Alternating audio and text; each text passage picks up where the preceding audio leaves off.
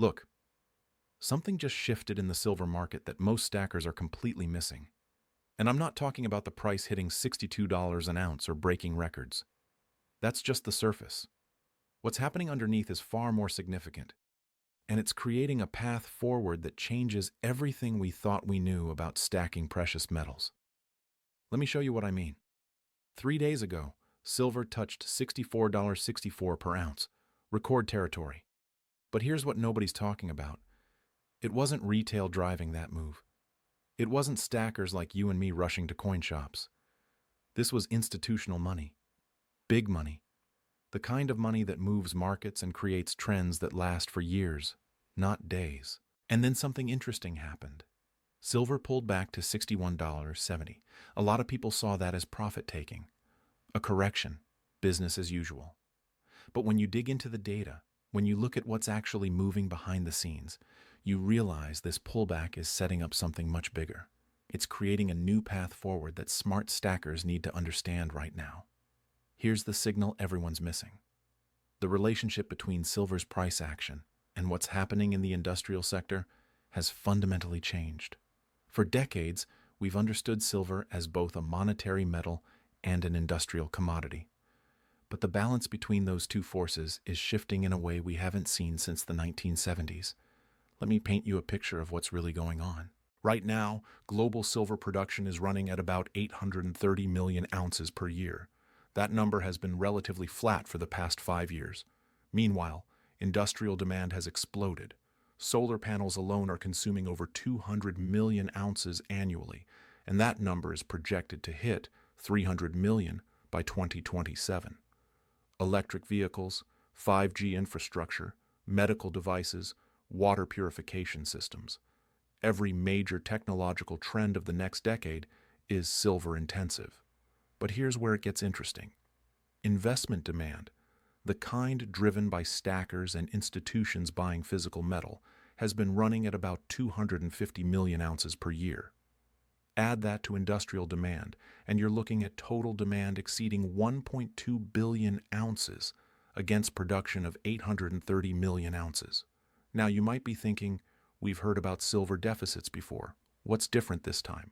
What's different is the response from the institutional side. Central banks, which have been laser-focused on gold for the past decade, are starting to look at silver differently. Not as a monetary reserve in the traditional sense, but as a strategic industrial resource. And that changes everything. Think about what happened with rare earth elements. For years, they were just obscure materials that nobody paid attention to. Then China started restricting exports, and suddenly every major economy realized they had a strategic vulnerability. Prices exploded. Supply chains got rewritten. Entire industries had to adapt. Silver is heading down a similar path, but with one crucial difference. It's also money. It has 5,000 years of monetary history. And in a world where trust in fiat currencies is eroding, where central banks are printing trillions, where geopolitical tensions are rising, that dual nature creates a unique dynamic. Let me show you what this looks like in practice. 2 weeks ago, the COMEX reported something unusual. Commercial short positions, the big banks and institutions that typically bet against silver, dropped to their lowest level in 3 years. At the same time, large speculators, the hedge funds and trading firms, increased their long positions to levels we haven't seen since 2020. Now, commercial traders are usually the smart money. They have the data, the connections, the inside view of supply and demand. When they reduce their short positions dramatically, it means they see something coming. They're getting out of the way. But here's the really interesting part. While this was happening on the paper market, something else was unfolding in the physical market. Premiums on physical silver, the amount you pay above spot price for actual coins and bars, started climbing. Not dramatically, but steadily. Silver eagles that were trading at $3 over spot 6 months ago are now $5 to $6 over spot. Generic rounds that used to carry a dollar premium are now $2.50 to $3. That spread between paper and physical is telling you something. It's saying that people who want actual metal, who want to hold it in their hands, are willing to pay more. And that premium is sticky. It doesn't come down easily once it establishes itself at a higher level. This is the new signal. This is what changes everything. For years, stackers have been told to just keep stacking. Dollar cost average. Don't worry about the price. And that's been solid advice. But what's happening now creates a different opportunity. A new path forward that goes beyond just accumulating ounces. Let me explain what I mean. The traditional stacking approach is simple. Buy physical silver, hold it long-term, wait for the price to rise. It's a store of value play, a hedge against inflation and currency debasement. And it works, but it's passive. You're essentially betting that at some point in the future, silver will be worth significantly more than it is today. The new path recognizes that we're entering a period where silver's role in the economy is fundamentally changing, where the gap between paper price and physical availability is going to widen, where premiums are going to become a bigger part of the equation, and where understanding the difference between investment silver and strategic silver becomes crucial. Here's what I mean by strategic silver. Investment silver is what most stackers focus on. Generic rounds, bars, government coins. The goal is to accumulate as many ounces as possible at the lowest premium. You're buying weight. You're buying the metal content. And when silver goes to $50 or $75 or $100, you sell and take your profit. Strategic silver is different.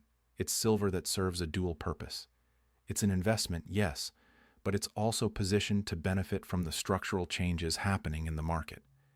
It's silver that will command higher premiums as physical shortages develop. It's silver that has numismatic value or collectability on top of its metal content. It's silver that you can leverage in different ways depending on how the market evolves. Let me give you a concrete example. Right now you can buy a generic silver round for about $32. That's roughly $2.50 over the current spot price of $29.50.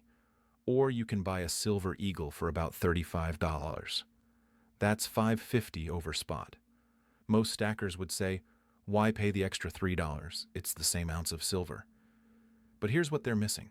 When physical shortages develop, when premiums start spiking, that silver eagle doesn't just track the spot price. It tracks spot plus an expanding premium. In 2020, when silver went from $12 to $30, silver eagles were trading at $10 to $12 over spot. Generic rounds were at $4 to $5 over spot. If you had bought silver eagles at $3 over spot and sold them at $10 over spot, you made an extra $7 per ounce on top of the spot price appreciation. That's a 233% return on your premium investment. The person who bought generic rounds made money too, but they left a significant amount on the table. Now, I'm not saying everyone should only buy premium products. That's not the point. The point is understanding that the market is changing and different types of silver are going to perform differently in this new environment. Quick aside here, because this is relevant. If you're sitting on $100,000 or more in retirement accounts, I put together a free guide on how gold IRAs work. It covers how to get physical precious metals into your retirement account without tax penalties, and it includes strategies for balancing gold and silver based on your specific situation. It's in the description. Worth checking out if that applies to you. Anyway, back to this new path forward. The signal that's changing everything isn't just about price, it's about market structure. It's about the growing disconnect between paper silver and physical silver, and it's about positioning yourself to benefit from that disconnect. Let me show you what this looks like in the real world. In 2008, during the financial crisis, silver dropped from $20 to $9. Paper silver, the futures contracts, and ETFs collapsed, but physical silver became almost impossible to find. Dealers were sold out. Premiums went through the roof. People who wanted to buy physical couldn't, even though the price was low. Then, as the market recovered, silver went from $9 to $49 in less than 3 years. But here's the key. The people who made the most money weren't the ones who bought at $9 and sold at $49. They were the ones who bought physical at $12 or $15 when it was actually available and held through the entire move. The lesson? Paper price and physical availability don't always align. And when they diverge, physical wins. We're seeing the early stages of that divergence right now.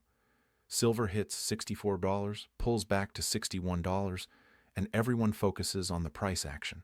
But the real story is in the premiums, in the delivery delays, in the growing gap between what silver costs on a screen and what it costs to actually own. This is creating a new opportunity structure, a new way to think about stacking. Instead of just accumulating ounces, you start thinking about accumulating the right ounces. The ounces that will hold their value better in a shortage. The ounces that will command higher premiums when physical becomes scarce. The ounces that give you optionality depending on how the market evolves. Let me break this down into practical terms. If you're just starting to stack, your priority is still accumulating weight. Generic rounds and bars make sense. You're building your foundation, but as you build that foundation, you want to start mixing in some strategic pieces. Some silver eagles, some Canadian maples, some older government coins that have both silver content and collectability. If you're an experienced stacker with a solid position, this is the time to start thinking about diversification within your silver holdings. Not just ounces, but types of ounces. Some high-premium government coins, some vintage bars from closed refineries, some fractional silver for liquidity, some larger bars for efficient storage. The goal is to position yourself so that no matter how this market evolves, you're holding silver that will perform well. If it's a straight price move, you benefit. If it's a premium expansion, you benefit. If it's a physical shortage, you benefit. This is the new path. This is what the signal is telling us. Now, let me address the elephant in the room. A lot of stackers are going to say, "This sounds like you're trying to time the market. I thought we were supposed to just stack consistently and not worry about all this." And look, there's wisdom in that approach. Consistency matters. Dollar cost averaging works. But what I'm talking about isn't timing the market, it's understanding the market. It's recognizing that we're in a transition period where the rules are changing and adapting your strategy accordingly. Think about it this way. If you were stacking in 2019 before COVID, the market was stable. Premiums were low. Supply was abundant. The strategy was simple. Buy as many ounces as you can at the lowest price. But then 2020 happened. Mints shut down, supply chains broke, premiums exploded. Suddenly, the strategy had to adapt. The people who recognized that shift early, who understood that physical availability was becoming more important than paper price, those were the people who positioned themselves best. We're in a similar moment right now. The signal is telling us that the market structure is changing, that the relationship between paper and physical is shifting, that premiums are going to become a bigger part of the equation, and that stackers who understand this are going to have an advantage over those who don't. Let me give you another example of what this looks like. Right now, there's a growing trend of industrial users securing long-term silver supply contracts. Solar panel manufacturers, electronics companies, medical device makers. They're not buying on the spot market anymore. They're locking in supply years in advance, often at prices above current spot. Why would they do that? Because they've run the numbers, they've looked at the supply-demand fundamentals, and they've realized that silver availability is going to be a bigger constraint than silver price. They'd rather pay $35 per ounce with guaranteed delivery than risk paying $30 with no guarantee they can actually get the metal when they need it. This is a massive shift. Industrial users are essentially saying, "We don't trust the paper market to deliver physical metal when we need it." And if industrial users don't trust it, why should investors? This is why the premiums are rising. This is why the disconnect between paper and physical is growing. And this is why stackers need to think differently about their strategy. The new path isn't about abandoning the fundamentals of stacking. It's about enhancing them. It's about recognizing that in a market where physical availability is becoming constrained, where premiums are expanding, where the gap between paper and physical is widening, you need to be more strategic about what you buy and when you buy it. Let me show you what this means in practical terms. Say you have $10,000 to invest in silver right now. The old approach would be, buy 312 ounces of generic rounds at $32 each. Simple, straightforward, maximum ounces for your dollar. The new approach might look like this. Buy 200 ounces of generic rounds at $32 each. That's $6,400. Then buy 80 silver eagles at $35 each. That's $2,800. Then buy 20 ounces of fractional silver, maybe some half-ounce or quarter-ounce pieces at $40 per ounce. That's $800. You end up with 300 ounces instead of 312. You lost 12 ounces by paying higher premiums. But here's what you gained: diversification in your silver holdings, exposure to premium expansion, liquidity through fractional pieces, optionality depending on how the market evolves. If silver goes to $50 and premiums stay flat, the old approach wins by a small margin. But if silver goes to $50 and premiums expand, which is what the signal is suggesting, the new approach wins significantly. And if we see physical shortages where certain products become unavailable at any price, the new approach wins dramatically. This is risk management. This is strategic thinking. This is adapting to a changing market. Now I want to talk about timing because this is crucial. The signal we're seeing right now, this shift in market structure, this growing disconnect between paper and physical, it's not going to last forever. There's a window of opportunity here, a period where you can still buy physical silver at reasonable premiums, where supply is still available, where you can position yourself before the broader market catches on. How long is that window? Hard to say exactly, but the indicators suggest we're in the early stages. Premiums are rising, but they're not at crisis levels yet. Supply is tightening, but it's not gone yet. The institutional money is moving in, but retail hasn't fully caught on yet. This is the time to act, not in a panic, not throwing caution to the wind, but with purpose and strategy. This is the time to evaluate your current stack, identify gaps, and make strategic additions that position you for what's coming. Let me tell you a story that illustrates this perfectly. In 2010, I knew a stacker who had been accumulating silver for years. He had about 5,000 ounces, all generic rounds and bars. Solid position.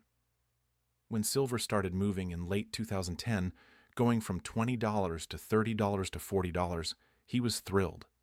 He was up huge on paper, but then he tried to sell some of his position at $48, and he ran into a problem. The local dealers were overwhelmed. They had more sellers than buyers. They were offering $3 to $4 under spot because they were already sitting on too much inventory. The online dealers had better prices, but shipping and insurance ate into his profits. Meanwhile, another stacker I knew had a more diversified position. He had generic rounds, but he also had silver eagles, Canadian maples, some vintage bars, some numismatic pieces. When he went to sell at $48, he had options. The silver eagles commanded a premium. The vintage bars attracted collectors. The numismatic pieces sold to a different market entirely. He ended up averaging $51 per ounce on his sales, while the first guy averaged $44. Same spot price, $7 per ounce difference in actual realized value. On a 5,000-ounce position, that's $35,000. The lesson? How you stack matters as much as how much you stack. This is what the new signal is telling us. This is the path forward that changes everything. We're entering a period where silver's role in the global economy is fundamentally shifting, where industrial demand is colliding with investment demand in a way that's creating structural shortages, where the paper market and the physical market are diverging, where premiums are becoming a bigger part of the value equation. Stackers who understand this, who adapt their strategy, who think strategically about what they're buying and why, are going to be positioned incredibly well. Stackers who ignore it, who stick to the old playbook without recognizing the changing dynamics, are going to leave money on the table. Now, let me address one more thing before we wrap up. Some people are going to hear this and think, this sounds complicated. I just want to buy silver and hold it. I don't want to think about premiums and market structure and all this other stuff. And I get it. Simplicity has value. But here's the thing. The market is changing whether you pay attention to it or not. The disconnect between paper and physical is growing whether you acknowledge it or not. The premiums are expanding whether you factor them into your strategy or not. You can choose to ignore these changes and hope for the best, or you can choose to understand them and position yourself accordingly. One approach is passive, the other is strategic. Both can work, but one is going to work significantly better. Think about it this way. If you're driving from New York to Los Angeles, you can just point your car west and start driving. You'll probably get there eventually. Or you can look at a map, plan your route, identify the best roads, avoid the traffic, and make the trip more efficiently. Both approaches get you to the destination, but one is clearly better than the other. That's what we're talking about here. The destination is the same, accumulating wealth through silver. But the route is changing. The road conditions are different. and the stackers who adapt their navigation are going to have a smoother, more profitable journey. So, what does this mean for you, right now, today? First, evaluate your current position. Look at what you're holding. Is it all generic? Is it all premium products? Is it diversified? Are there gaps in your strategy? Second, think about your goals. Are you stacking for long-term wealth preservation? Are you looking for profit opportunities? Are you preparing for a currency crisis? Different goals require different strategies. Third, consider the current market dynamics. Premiums are rising but still reasonable. Supply is available but tightening.